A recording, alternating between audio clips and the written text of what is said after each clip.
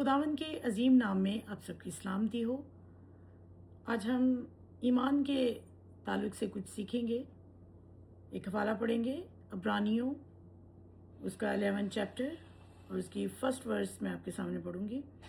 अब ईमान उम्मीद की हुई चीज़ों का इत्माद और अनदेखी चीज़ों का सबूत है, यानी वो चीज़ें जो हमें नज़र नहीं आती उन पर यकीन करना कि वो हैं, इसको ईमान कहते हैं।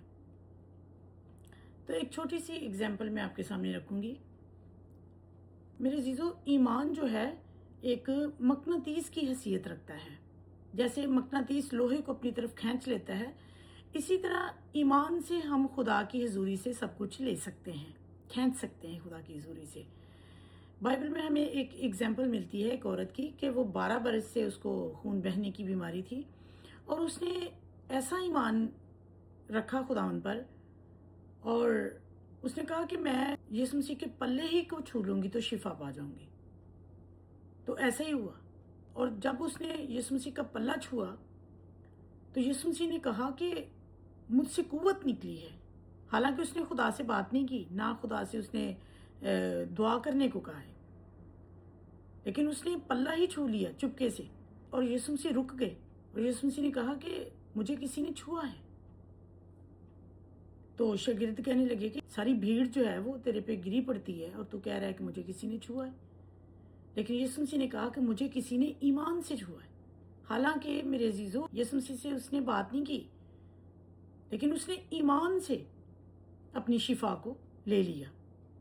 बड़ी दफ़ा हम देखते हैं कि बड़े बड़े प्रोग्राम्स में और कन्वेंशंस के अंदर, क्रूसेड के अंदर या फिर चर्च के अंदर बहुत सारे लोग आगे चले जाते हैं दुआ करवाने के लिए, और हो सकता है उनको हाथ रखवाने के बावजूद भी शिफा ना हो, लेकिन कुछ लोग पीछे ही बैठे दुआ करते रहते हैं ईमान के साथ और उनको पीछे बैठे ही शिफा हो जाती है और वो आगे गवाही देने के लिए चले जाते हैं कि हम पीछे बैठे थे और हमें शिफा हो गई, और वो गवाही देते हैं। क्यों? क्योंकि उन्होंने ऐसा ईमान रखा है कि उन्होंने खुदा से शिफा को ले लिया।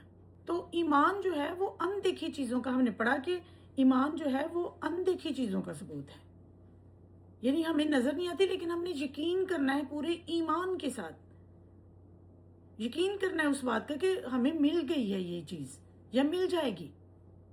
इसका नाम ही ईमान है।